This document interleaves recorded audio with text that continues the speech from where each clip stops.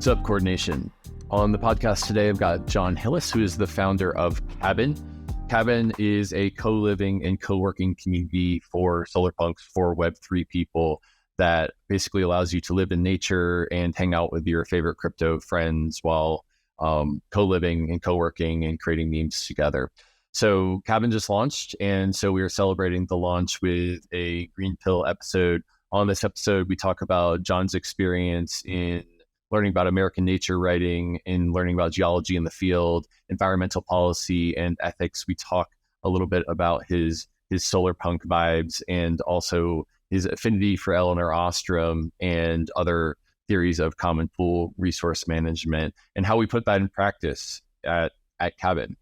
And so one of the themes you'll start to hear on this podcast is the mixture of a priori knowledge, which is knowledge deduced from theory and from study, with empirical knowledge, which is knowledge that's deduced from practice. And one of the things I just respect the most about John is that he has a deep knowledge of the theory of managing the commons and of governance, and he's putting it into practice at Cabin.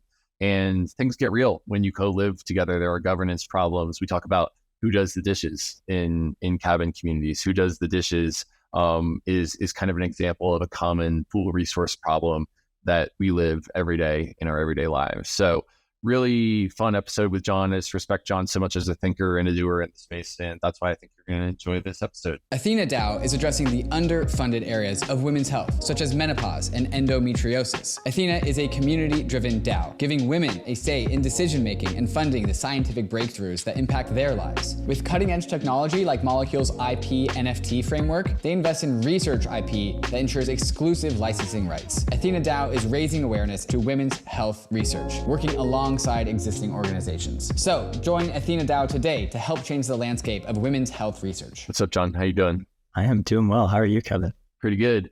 Can you tell us what Cabin is and why did you start it? Sure. Cabin is a network city for online creators and remote workers.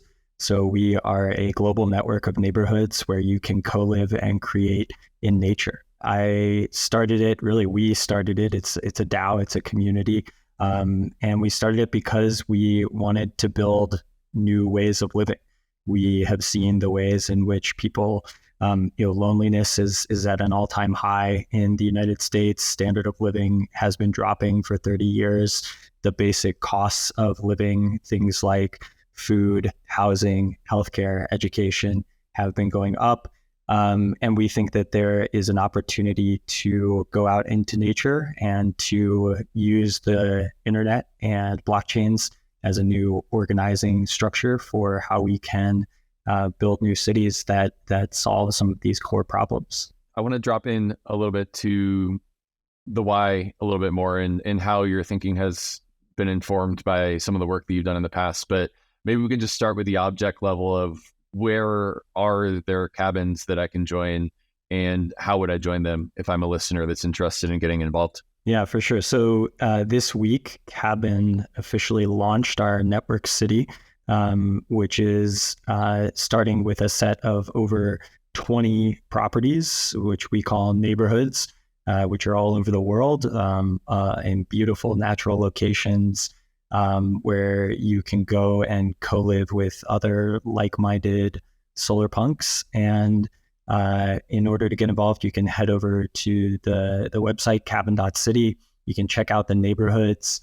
You can join our community and you can become a citizen. And Cabin citizens are vouched for through a web of trust by other citizens. And when you become a citizen, that gives you access to go live in these incredible properties.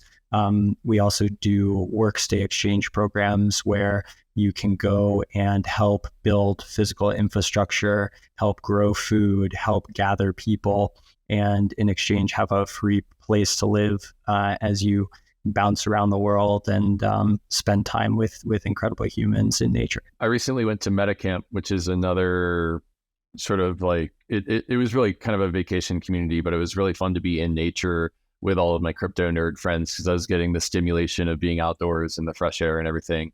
And also the stimulation of being around my nerd Web3 friends. So it feels like this is moving from like theorizing about network states to actually practicing them And the word network city is kind of provocative to me, the fact that you called it a network city. Could you tell me a little bit about that?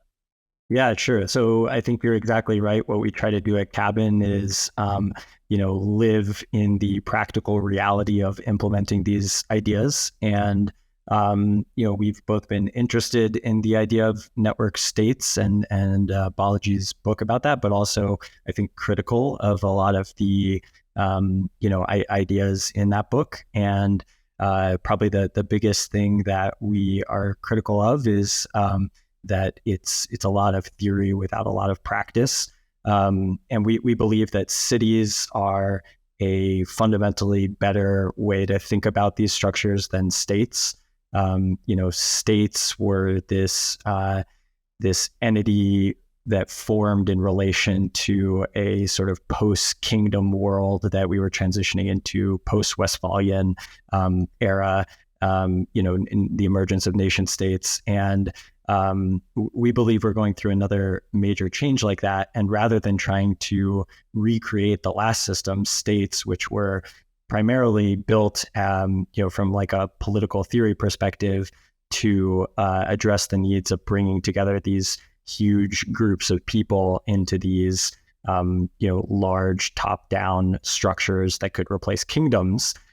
We much prefer to think about how to build bottom-up structures that are interdependent with their existing environments, and create these fonts of human creativity and productivity.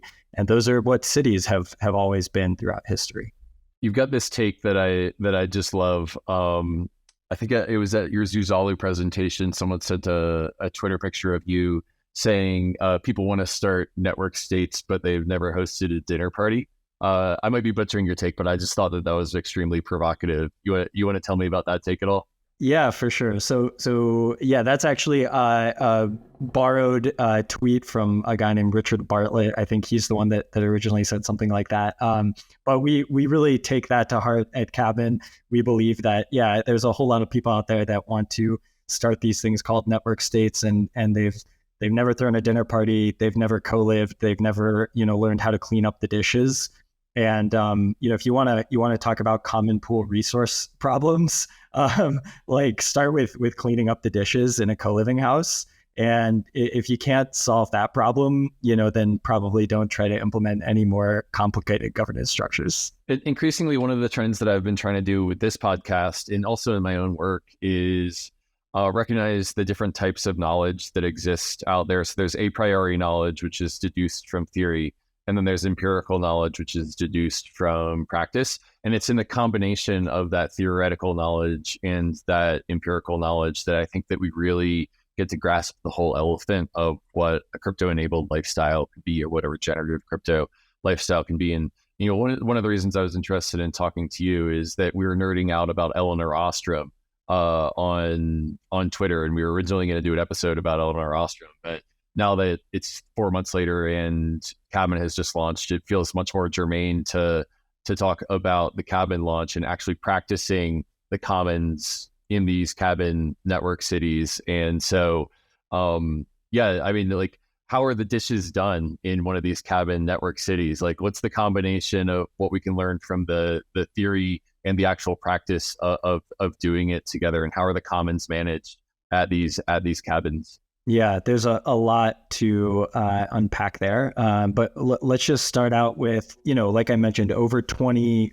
properties currently in our network city all over the world. And the most important thing is that each one is independently operated. These are, essentially autonomous co-living communities. And so the first principle, is to have as much of the decision-making be done locally as possible. And so the dishes are not done the same in every community. And there's actually, it's pretty interesting to see the range of strategies that emerge for dish doing. So you get everything from kind of hard and fast, draconian rules that everyone's agreed upon. We have a zero dish sink, sort of the inbox zero approach to dish doing. No one ever leave anything in the sink ever, and that's just the rule. And some communities really thrive that way. Another very common method in co-living communities is chore charts, where you have this sort of like rotating list of who takes out the garbage and who does what. But the important principle here is that we're not like telling every community how they need to do it. We're letting the groups of people figure it out for themselves. And I think, that type of confederated structure is what I think makes for the most successful types of political structures in general. And we can talk about some of the kind of like the nature of polycentric systems as well here, if that would be helpful to get into the slightly more theoretical side as well, because I completely agree. There is this really important feedback loop between the practical doing and then the sort of lessons you can learn from that. The next place to dive in could be the theory of managing the commons. And, I'd be interested to dip into our original conversation about Elinor Ostrom and managing the commons and sort of how that's informed your take. And, maybe we could also dip into a little bit of your history and your educational background before getting into founding Cabin. Yeah, definitely. So when I went to college, didn't really know what I wanted to do with my life. And the first term I took 3 classes. One was environmental politics and policy with Thun Mien, who ended up becoming one of my really incredible academic mentors, studied under Elinor Ostrom and really guided me towards her work. And then my other 2 were American nature writing, where I was first read Walden by Thoreau and Desert Solitaire by Edward Abbey and others. And then the third was geology in the field, where I just got to go, take field trips into nature and look at rocks. And I think that really set me on a course towards being an environmental studies and political science major, and ultimately doing my senior thesis on Ostrom's work. It was called Empowering Small Groups to Overcome Collective Action Problems, the Role of Strategic Information in Driving Sustainable Decisions. And basically what I did was, ran a bunch of simulations of a sort of like tragedy of the commons environment, and then ran some experiments with college students playing this game where they were doing collective resource management, and tried to use this experimental framework to, understand how people could overcome collective action problems. Because what I learned from my time in political science classes was that political theory was like stuck in these ruts. And I think we're now really seeing this play out in, our current political parties in the US and globally, where there's just this like, right-left tension, and we like can't break out of it. And I think the conclusion that, I came to after reading the work of Ostrom and others was, her Nobel lecture from 2009 is a fantastic piece of work called Beyond Markets and States, Polycentric Governance of Complex Economic Systems. And, she has some kind of like core things that she explains in that. But the key part here is how do we create systems beyond markets and beyond states, which has become this dichotomy that, a lot of our political thinking has been stuck in. And her answer is that we run actual experiments and we look at actual empirical examples, primarily from non-Western societies and from non-state structures like cities, in which you see these polycentric governance systems that allow us to think about how to manage not just public goods and private goods, but perhaps more importantly, common pool resources and club goods.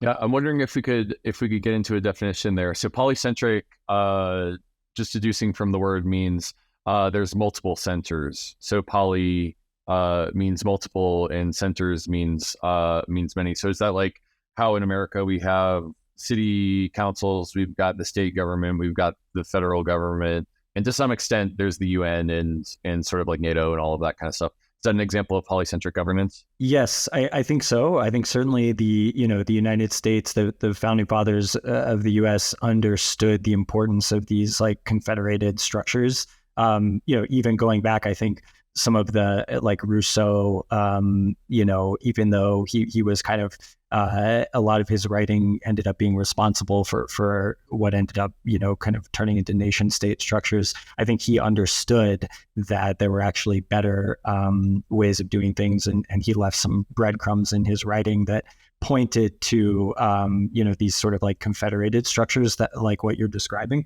I actually have my copy here of Ostrom's Nobel lecture, and so I'll just flip to the page where she's talking about polycentric structures. Do you have that only on podcast days next to your computer, or every day?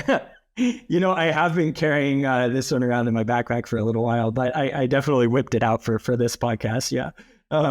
But you're totally right. Yeah. So she says polycentric connotes many centers of decision making that are formally independent from each other, and she specifically calls out that medium scale cities, small to medium scale cities, tend to be more effective because they have better examples of these. She also wrote extensively about irrigation systems, and I think irrigation systems are a particularly fascinating example because I believe that they are the emergence of, the first cooperative, large scale, human structures that turned into cities coming out of the river valley empires of sort of ancient civilization. And I think irrigation is like a particularly good example of how you can develop these types of systems. But let me make this more tangible again, because we've gotten, a bit into the theoretical side. So I'll talk about like what makes cabins governance polycentric, versus how a lot of DAOs have been operating. So that the sort of standard way that DAOs have been, structured for the past couple of years, or at least things calling themselves DAOs, is like a single vote, token weighted voting thing where it's like, here's a proposal and you either vote yes or no on the proposal, and that's kind of the whole governance mechanism. That is not polycentric. It's not particularly useful because it's a very low information density form of governance. You're just getting like yes, no votes on things. It's very binary. Whereas, where I think we're headed with these sort of cooperative online governance structures is towards polycentric systems like what Cabin does. So one layer of that is what I described with Cabin neighborhoods, where, each neighborhood is independently operated and sort of autonomously decides most of the things locally. But then you need some way to kind of like stitch these things together. For us, that is our city directory, which is a token curated registry. It's essentially just a collectively managed system where members of the community can go and vote on, which neighborhoods should be ranked higher, which outposts, should become neighborhoods. And, so that's sort of like another example of like a governance game that we play as a community.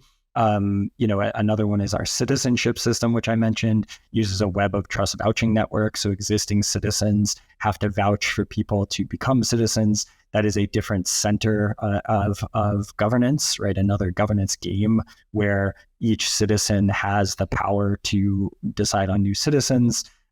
Similarly, our roles. So if you want to come build things at a cabin neighborhood, if you want to grow things at a cabin neighborhood, you can earn skills, roles, reputation, and identity within the network that's represented through HATS protocol as these NFT roles that have levels associated with them. Again, this is another polycentric form of governance. It's these very simple governance mechanisms that have different distributed sources of power across the community that are specific to the context of the type of power that matters.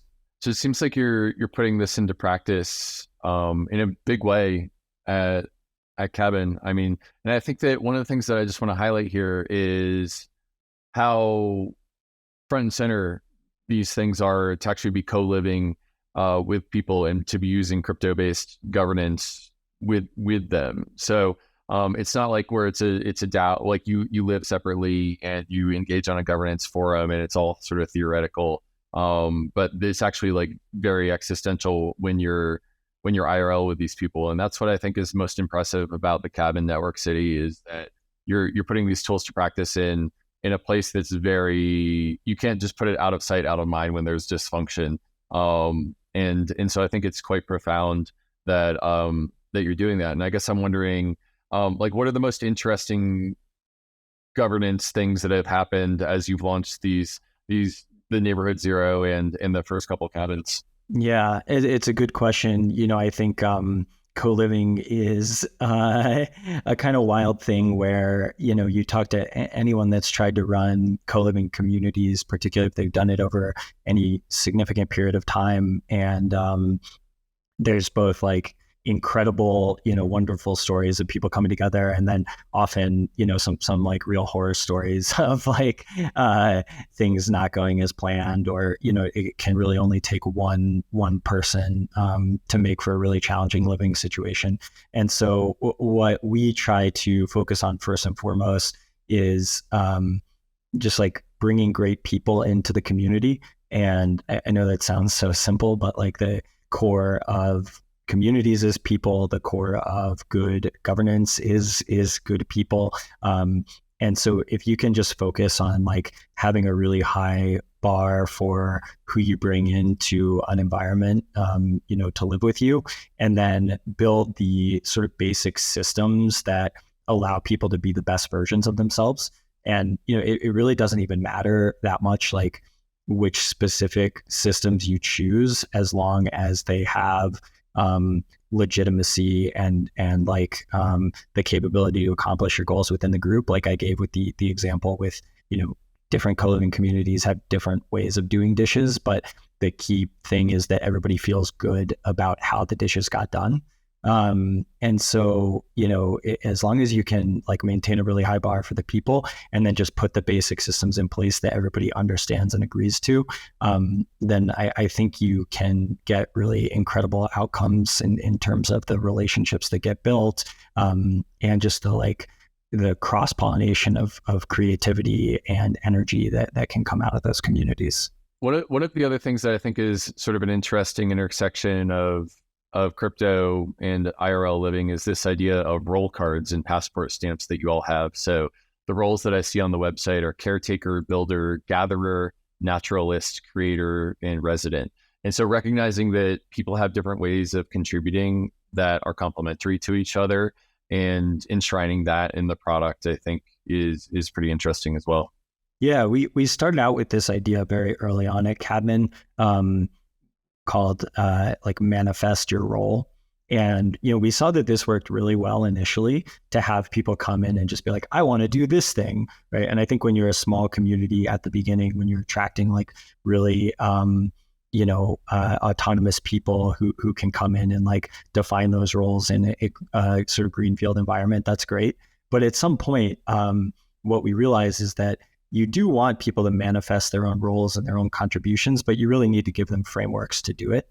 And that's where our roles came out of. And those roles, represent the things that are most important for actually building the solar punk future that we want.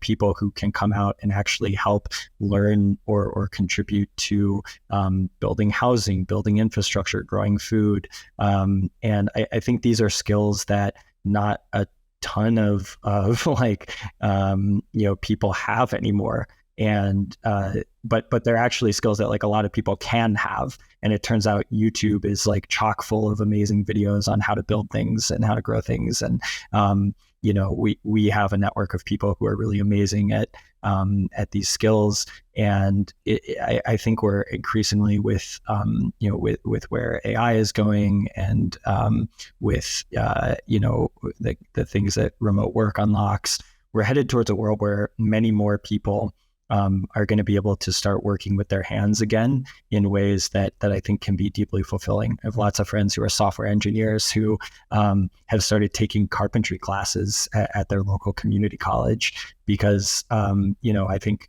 writing software can be a lot of fun, but it can also, be a lot of fun to just get out there and like get a hammer and some nails and build a thing that has some permanence to it in a way that's much harder to achieve with software.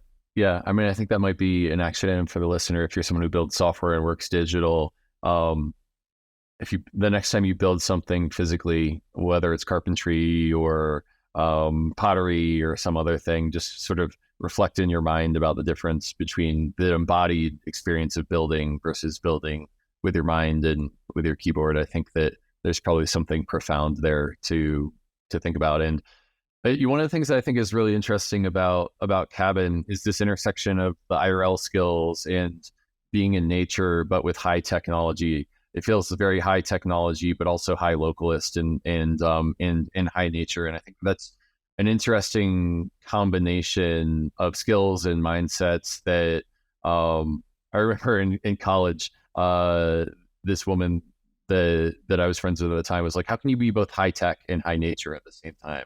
It's like, are those incompatible or are they not? But it's cool to meet other people that are also high tech and high nature. And it feels like, would it be fair to say that the Cabin community sort of trends in that direction, or is that just your personal philosophy as a founder and someone who studied environmental science coming up? No, I think that's very much not just my philosophy, but broad philosophy within our community. And I agree. I don't see those things as at odds with each other. In fact, I see them as deeply complementary.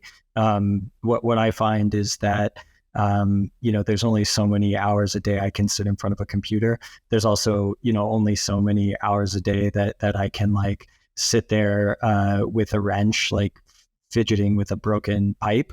But I can do both of those things in the same day, and they actually help me feel better about the other one because they're just so different.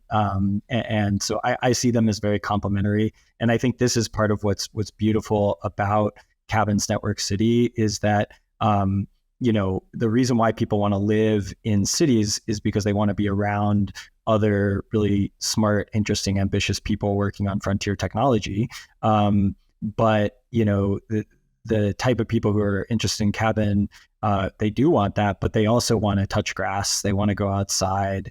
They want to be in touch with the natural environment. They want to learn from the natural environment. And now you can do both. This doesn't need to be an either or choice like it's historically been. And I think that's actually going to make the frontier technology even better because the best lessons we can learn are, lessons from nature, which has been building bottom-up evolutionary systems for way, way longer than, we have. Well, take me forward 5 or 10 years. If Cabin is maximally successful, what do things look like in 2033 when I invite you back to the GreenPilled podcast at that point? Take me forward 10 years. If you're maximally successful, what does it look like? Yeah, I look forward to this future because I think it's a future that isn't just bright for Cabin, but hopefully it is brighter for humanity. What we're trying to build is little islands of sanity around the world, and I think in the next 5 or 10 years, at Cabin and also through lots of other bottom up groups, communities building new neighborhoods and new solar punk network cities, what we're going to see is exactly this, a highly local, also frontier tech movement of solar punks that are bringing together the base layers of civilization that are bending in this direction. So, if you look, there's a great concept from Stuart Brand called base layers that talks about the ways in which the layers of civilization, infrastructure, governance, culture, commerce, and nature all sort of change at different speeds. And I think what we're seeing right now is that with everything from the prevalence of satellite internet, solar power, modular housing, self-driving cars at the infrastructure layer, DAOs, network cities, blockchain leviathans at the governance layer, digital nomads, internet native communities, the solar punk movement at the culture layer. All of these things are going to add up to help us solve some of the core problems that have emerged over the last century at the natural layer, like climate change and biodiversity loss, as well as the kind of core issues I mentioned at the beginning around loneliness and around standard of living. So, I don't know if we're going to solve all of this in the next 5 to 10 years, but where I do think we're going to be is at a world where hopefully millions of people are going to be returning to this old new way of living, going back to lifestyles where they're more in touch with small groups of other humans that they're collaborating with on a daily basis, where they're more in touch with nature, and where we're starting to take some of the things that have not been going well over the last 50 years, and reverse those trends in a way that just makes people happier and healthier. And I think one of the things that I see is if you're maximally successful, then it's probably one of the first examples of a true network state, network city in the Balajian definition of purchases land together. And I think that there's a lot of DAOs that have not gotten to that place in which they're actually physically co-locating together. And so in that way, I think that Cabin is a pioneer in DAOs becoming more physically embodied in the Balajian vision of network states. So in that way, it's leading the charge. Totally. I really appreciate that. And I think that's true. I think what I would say there is that, like I mentioned, we're still sort of ambivalent about the idea of network states, particularly in terms of the sort of component of territorial sovereignty and a monopoly on violence that seems to be at the core of the idea of a state. So, if you think of like network states as sort of an L1, to use a blockchain analogy, with kind of base layer security, we're more interested in building L2s on top of existing states, these interdependent systems, and these systems that, to your point, practice from the beginning in an in-person nature, like get together, find your crew, find your squad online. But then I would encourage anyone that wants to do this stuff to try to actually manifest, real places and real groups of people that can start to explore some of these ideas.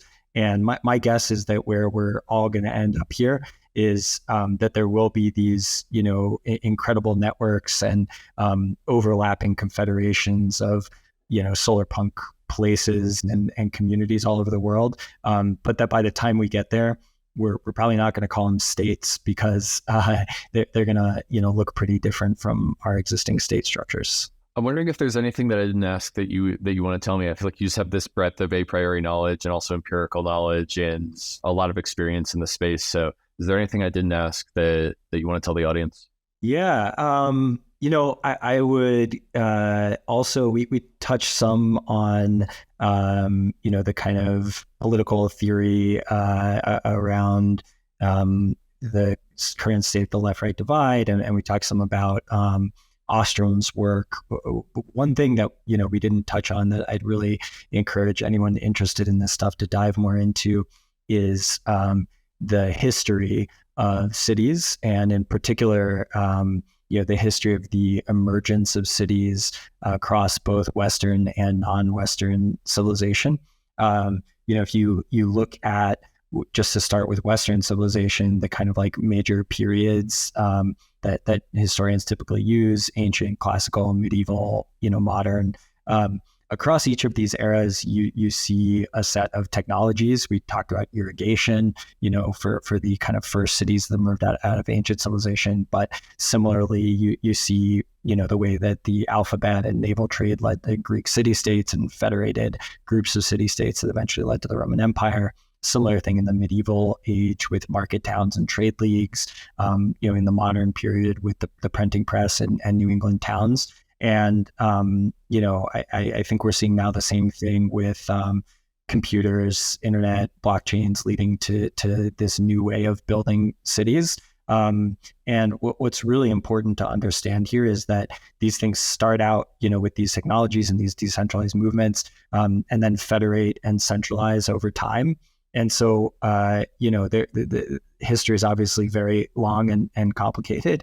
But if you, can try to understand the ways that those structures emerged and then the ways that they became sort of centralized and ossified, I think we can at least attempt to avoid some of the problems that led us to where we are now, and build things a little bit differently this time around new types of leviathans. One of the things that this might be really reductionist from what you just said, but I'm just going to go with it anyway because, hey, the internet's full of memes and they're all the simpler the better. Cities came before states in our meat space evolution, and so in a way, I feel like network cities coming before network states sort of follows from that. Is that too reductionist? No, I think that's exactly right, and I think that that's a helpful way of looking at the world because it points to the fact that like you have to start with this bottom up way of doing things, and there's some, I believe it's Gall's law maybe, that if you want to build a complex system, it has to evolve from a simple system. That the same thing is true here. There's way too many people trying to design these perfect top-down systems that look great on paper or look great on, scale models that you can look at. But this was exactly the trap that, we have fallen into in the last century, is this kind of high modernism. And I think what you just described is much more of a meta-modernist approach of, starting with the small groups of people, building the cities, but before you try to like engineer some massive system for everyone all at once. Are you saying before I start a network state, I should try to have a dinner party and see if I can live through that with other people? Yeah, that's exactly right. Well, we can't end the episode on a shit post, but I do think that this idea of Gall's law and starting small and growing bigger and growing the muscles from there is quite profound. So maybe we'll start with dinner parties, and then we network dinner parties, and then we got network local communities, then network cities, then network states. And I think Cabin is a great place for people to build those muscles. So people can go to cabin.city and they can start getting involved in the Cabin ecosystem. And they can also follow you on Twitter at Jonathan Hillis, and we'll have links to both of those things in the show notes. Any parting words or any other final thoughts before we wrap? Just a huge shout out and thank you to you and the GreenPilled community. I think we first met at the first MCon, and that was the first time where I was really with a group of people that knew and believed in Ostrom's work in the way that I did, and the first time I was exposed to the idea of the green pill and to the idea of solar punk. And I think these are really crucial memes for this world that we're building together. And so, I just have been very inspired by your work and by this community. So thanks for having me on the pod. Yeah, thanks. I'm inspired by all of the creators in the Regen Web3 ecosystem, and we're all standing on the shoulders of giants. And I know that you've done a lot of great work on the commons, and I think Cabin is just really galaxy brain. So really appreciate you coming on and telling us about Cabin. And for the listeners, you have my hearty recommendation to check out cabin.city and get involved. All right, I think we should wrap there. Cool. Thanks so much, John, and peace and love, everyone.